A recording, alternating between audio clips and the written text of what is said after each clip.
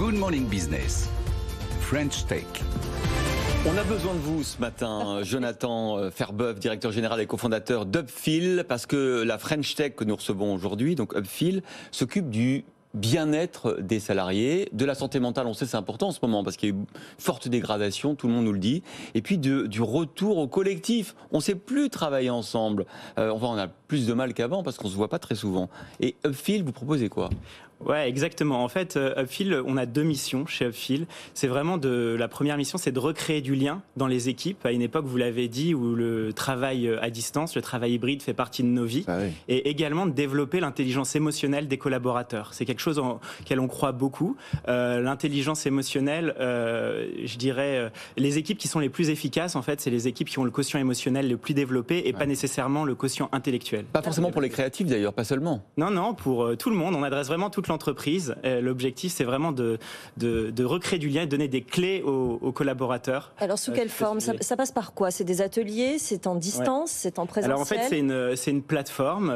En fait, imaginez un chemin. La première brique du chemin, c'est un bilan émotionnel que vous allez passer en tant que collaborateur. Alors, on vous pose quel type de questions sur un bilan émotionnel ? Alors, un grand nombre de questions qui ont été construites avec... ce bilan a été co-construit avec un neuroscientifique et des experts du monde RH qui vous permettent d'avoir un bilan sur 6 dimensions de l'intelligence émotionnelle et qui va vous permettre de mieux vous connaître, de mieux voir comment vous appréhendez vos émotions au quotidien, comment vous pouvez appréhender les émotions des autres et les utiliser dans votre travail en équipe.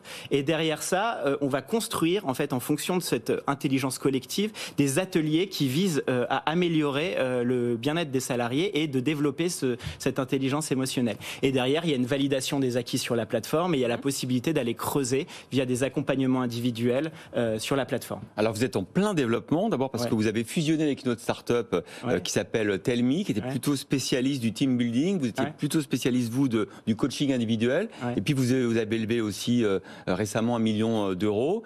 Et quand on voit finalement vos clients, Google, Forestia, Ogilvy, ADP, Crédit Agricole, plus de 3000 personnes ont testé vos plateformes. Est-ce que vous avez noté une accélération, là, depuis le confinement, le télétravail ? Oui, en fait, on répond à un besoin qui nous est remonté continuellement par les DRH aujourd'hui. Il y a un manque d'informel dans les équipes aujourd'hui. Les gens se retrouvent plus à la machine à café.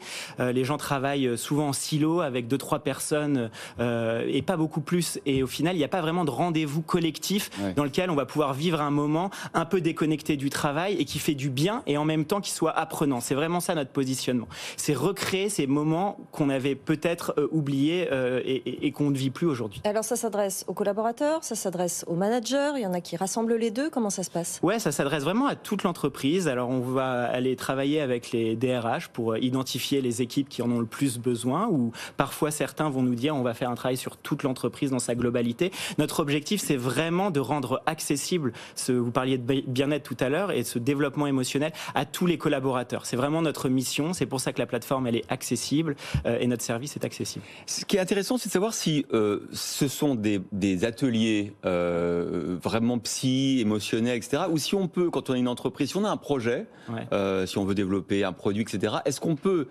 dans le brainstorming créatif, dans la réflexion industrielle, prendre des outils d'Upfil en même temps, c'est-à-dire de faire un atelier qui n'est pas seulement un atelier à visée de bien-être, mais aussi un atelier à visée de faire quelque chose. Exactement. En fait, la première brique, c'est aussi un audit de l'entreprise, savoir un petit peu là où ça peut-être les points de difficulté qu'ont les collaborateurs au moment où on lance le service. Et derrière, c'est des ateliers de 2h30 qui ont été, encore une fois, vous dites psy, mais c'est beaucoup plus ludique que ça peut paraître. Péjoratif, non, mais ce que je veux dire, c'est que en fait, c'est plus, si vous voulez, c'est 2h30, c'est 5 intervenants d'univers très ludiques. Ça peut être du théâtre, ça peut être de la capoeira, ça peut être de la danse, ça peut être de la méditation, ça peut être du dessin. Et on va inclure en fait les problématiques de l'entreprise au sein de ces ateliers. L'idée, par exemple, dans le dessin, ça va être de pouvoir adresser le sujet des valeurs de l'entreprise et tout ça dans un parcours. C'est-à-dire qu'on va faire vivre des émotions, des expériences aux collaborateurs sportives, mais aussi de réflexion. Est-ce que vous avez constaté des tendances dans les personnes qui font appel à vous, soit des secteurs d'activité qui sont un peu plus présents dans vos clients, ou soit des professions qui sont un peu plus présentes dans ceux qui font appel à vos ateliers? Alors aujourd'hui, la beauté du modèle, c'est qu'en fait, on s'adresse vraiment à tout le monde. Peut-être que dans le monde de la tech, notamment, beaucoup de gens sont en télétravail, peut-être encore plus. Enfin, le télétravail était déjà très présent même avant les différents confinements. Et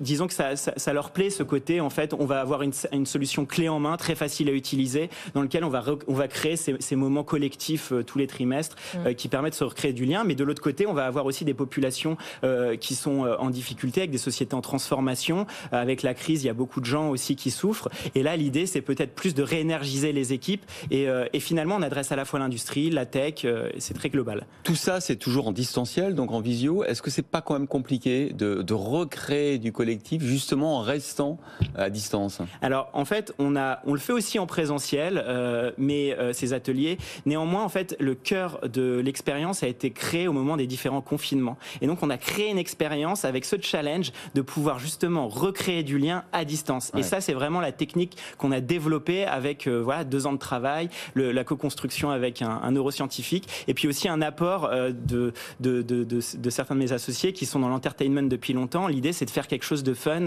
et d'apprenant en même temps. Vous dites que l'intelligence émotionnelle permet d'améliorer les performances de l'entreprise. Ouais. Comment ça se mesure? Concrètement, en fait, on va mesurer ça par on a un certain nombre de briques qui permettent de mesurer l'impact qu'on va avoir sur les collaborateurs et l'entreprise. Comme je le disais, il y a la partie bilan émotionnel qui permet de faire un constat de départ sur comment on se situe sur un certain nombre de dimensions. On va pouvoir faire évoluer un certain nombre de ce bilan émotionnel tout au long de la vie du service. Et vous faites des retours d'expérience à la fin? Des retours d'expérience à la fin des ateliers, des QCM, et puis également des contenus e-learning qui permettent justement de développer les compétences aussi de façon autonome. Eh bien, merci beaucoup d'avoir été avec nous, la start-up, la French Tech. Phil, on dit comment? Il y a un secteur de la French Tech qui s'occupe du bien-être des gens. Il y a un nom anglais ou pas? Well-being, on peut dire. Well-being voilà. Et formation, parce qu'on est sur les 2 créneaux. Merci vraiment. Jonathan Ferbeuf, directeur général et donc cofondateur d'Upfield, d'avoir été avec nous. Tout de suite, Commerce 2.0, Noémie Virard.